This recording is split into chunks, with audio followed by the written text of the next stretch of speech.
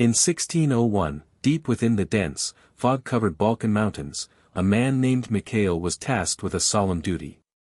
He was to embark on a perilous 3-day journey to the isolated home of a dying villager, a man who had once been a close friend. The journey was treacherous, but Mihail, a man of unwavering determination, knew he had no choice. Failure was not an option. The forest was alive with whispers as Mihail ventured deeper. The towering pines seemed to close in around him, their gnarled branches clawing at the sky. The air grew heavy, and the silence was unnerving. By the first night, exhaustion overtook him, and he collapsed onto the cold, damp earth, drifting into an uneasy sleep.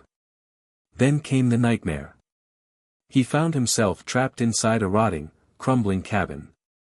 The walls were covered in deep, jagged scratches, and the stench of decay filled the air. In the center of the room stood a young woman, her long black hair dripping wet as if she had just emerged from a lake. Her pale face was gaunt, her lips cracked, but her eyes, deep, endless pits of blackness, held a hunger that chilled Mihail to his core. Before he could move, she let out a guttural shriek and lunged at him, her nails as sharp as daggers. Mihail scrambled backward, knocking over a rusted chair as he tried to escape. The woman moved unnaturally fast, her limbs twisting in ways that defied human anatomy. "I will devour you," she whispered, her voice layered with something inhuman. Mihail's screams tore through the silence of the night as he shot awake, drenched in sweat. His breath came in ragged gasps, his hands trembling as he clutched the small pendant around his neck.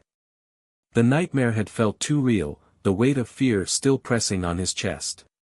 He whispered a hurried reassurance to himself, forcing himself to believe it was just his imagination. But as the echoes of his screams faded into the valley's darkness, something stirred in the shadows just beyond his firelight. Something that had been listening.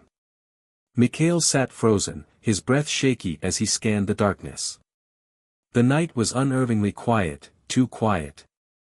No wind rustled the trees, and no insects chirped. It was as if the entire forest was holding its breath. Then, from the distance, a wolf howled. The sound sent an icy shiver down Mihail's spine. But something was wrong. It didn't sound like a normal wolf's howl. It was longer, deeper, almost distorted, as if something was imitating a wolf but failing to get it right. He grabbed his pendant, holding it tight against his chest as he whispered to himself. The eerie silence returned. Had it moved closer? He didn't dare sleep again. Not after that nightmare. Not after hearing that. As dawn broke, Mihail wasted no time packing up. Today was the final stretch. He needed to reach the dying man's home before nightfall. His feet ached, and his body screamed for rest, but he pushed forward. The winding path grew narrower as the towering cliffs on either side pressed in, making him feel trapped. Then, he saw it. An old stone sculpture, standing crookedly by the path. It was weathered and covered in moss, yet the horrified expression on the figure's face was unmistakable. The mouth hung open in a frozen scream, its stone eyes wide with terror. Mihail's stomach churned when he noticed something even more disturbing. Its abdomen had been carved open, and stone entrails spilled onto its lap. His breathing grew rapid. Who had created this, and why? That was when he heard it. The rustling. From the treetops above. Before he could react, something dropped onto his back. A crushing force knocked the air from his lungs as he slammed into the ground, his cheek scraping against the cold dirt. Clawed hands tore at his coat, a putrid smell filling his nostrils, rotting flesh, blood, and something else, something foul. Mihail struggled, kicking and thrashing, but the thing was too strong. He felt sharp nails dig into his skin, then, a searing pain as teeth sank into his shoulder. He screamed. The weight of the creature pinned him down, its breath hot against his neck. Mihail's vision blurred, and his limbs weakened. This was it. He was going to die here, in this cursed mountain. Then, a sudden swish, followed by a sickening thud. The creature on his back let out a horrible, gurgling screech before collapsing limp beside him. Mihail barely had the strength to turn his head. Through his fading vision, he saw a figure standing over him. A man. Tall, bearded, wearing a long leather coat and sturdy boots. The stranger knelt beside Mihail, speaking a language he didn't understand. But before Mihail could ask who he was, the world around him faded to black. Mihail awoke to the crackling of firewood and the faint scent of roasted meat. His body ached, his wounds burned, and his head throbbed as if it had been struck with a hammer. He tried to move but felt a sharp sting in his shoulder. Memories of the attack flooded back. The creature. The teeth sinking into his flesh. The overwhelming scent of decay. With a groan, he turned and saw the man who had saved him. The stranger sat across the fire, sharpening a long hunting knife. He had a thick red beard, deep-set eyes, and a presence that felt calm and dangerous. "You're lucky to be alive," the man said in broken Romanian. His voice was deep, emotionless. Mihail tried to sit up, but pain shot through his entire body. What was that thing?" he asked, his voice hoarse. The man didn't answer right away. He tossed a piece of roasted meat onto a small plate and pushed it toward Mihail. "Eat. You need strength." Mihail hesitated, eyeing the food. "Who are you?" The man took a deep breath, staring into the fire before finally speaking.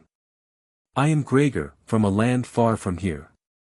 I've been tracking her for many years." Mihail's blood ran cold. He didn't have to ask who she was. The woman from his nightmares. The thing that attacked him. Gregor continued, his voice steady. "She was once someone I knew. Many years ago, she changed. Killed everyone I cared for while I was away. I came home to find only blood. Her name was written on the walls, Vârcolac." Mihail shuddered. He had heard that name before. A cursed entity, an eater of flesh. A thing that should not exist. She was possessed. Mihail whispered. Gregor nodded. Not human anymore. Only a monster wearing her skin. He pointed his knife toward Mihail. "She hunts you. You saw her in your dreams, yes?" Mihail's breath caught in his throat. How did he know? Gregor gave a grim smile. "She whispers into dreams. Makes her prey weak. Afraid. Then she comes. Takes flesh." Mihail clutched his pendant, a deep dread settling in his stomach. "Is she dead?" Gregor's expression darkened. He looked toward the trees, his grip tightening on the knife. "Not yet." A silence fell between them. The wind howled through the trees, and Mihail suddenly felt exposed. It was as if something out there was watching. Then, a soft giggle echoed from the darkness. Mihail's breath hitched. The fire crackled. The wind died. Another giggle. Closer this time. Gregor stood, gripping his knife. His face remained unreadable, but Mihail could see it in his eyes. Fear. Then, a whisper from the trees. "You still taste so sweet." Mihail's blood turned to ice. Gregor's grip on his knife tightened. He whispered without looking at Mihail. "Do not run. She wants fear." The trees around them felt smaller, like the forest itself was closing in. The fire flickered unnaturally, as if an unseen force was trying to snuff it out. Then, a shadow shifted between the trees. A pale figure stepped into the firelight. There she was. The woman, or the thing wearing her skin, stood barefoot, her filthy dress clinging to her bony frame. Her jet-black eyes locked onto Mihail, a cruel smile curling across her blood-stained lips. Her fingers, long and clawed like a beast's, twitched excitedly. "You stole me from my meal," she whispered, tilting her head at Gregor. "That was rude." Mihail felt his stomach drop. The word hung in the air like a curse. Gregor didn't react. His face was carved from stone. He stepped forward and raised his knife. "You are not her anymore." The woman giggled, then lunged. The attack happened too fast. Mihail barely had time to move before Gregor and the creature crashed to the ground, rolling in the dirt. Snarling. Clawing. Teeth snapping. Mihail crawled backward, his body weak, his mind screaming to run. But then, he saw Gregor struggling. The woman was strong, impossibly strong. Her claws raked across his face, drawing deep lines of blood. Gregor grunted in pain but didn't let go. He flipped her over, pinning her down, his knife pressing against her chest. "Mihail," he roared. "The fire. The silver." Mihail's gaze darted to the flames. A glint of metal caught his eye, a silver dagger lying near the fire. Gregor must have prepared for this. The woman shrieked, her eyes locking onto Mihail. "Help me," she whimpered. Her voice was suddenly innocent. Fragile. "He's hurting me." "You are a man of compassion, aren't you?" Mihail froze. For a split second, he saw a different face. A lost soul begging for mercy. His fingers trembled. What if she could be saved? Then, Gregor shouted in pain. The woman had sunk her teeth into his neck. Blood sprayed across the dirt. Mihail's hesitation vanished. He grabbed the silver dagger, staggered, and threw himself forward. With a desperate cry, he plunged the dagger into the creature's chest. A sound like no human should ever make filled the air. The woman thrashed, screaming, her black eyes wide in shock. Gregor pushed the knife deeper. The woman's body convulsed, then suddenly went still. Silence. For a moment, everything was still. Gregor fell back, breathing hard, blood pouring from his wounds. Mihail knelt beside him, pressing his hands against the wound on his neck. "Stay with me," he pleaded. Gregor gave a weak chuckle. You did good." Mihail looked at the woman's lifeless body. Her skin was pale. Empty. No longer a demon. Just a corpse. He felt a chill. Had she ever been human at all? Gregor's breathing slowed. His eyes grew heavy. Mihail gritted his teeth, trying to keep pressure on the wound, but deep down, he knew. Gregor was dying. With his last bit of strength, Gregor grabbed Mihail's hand. His blood-stained fingers squeezed tight. "Burn her," he rasped. "Or she will return."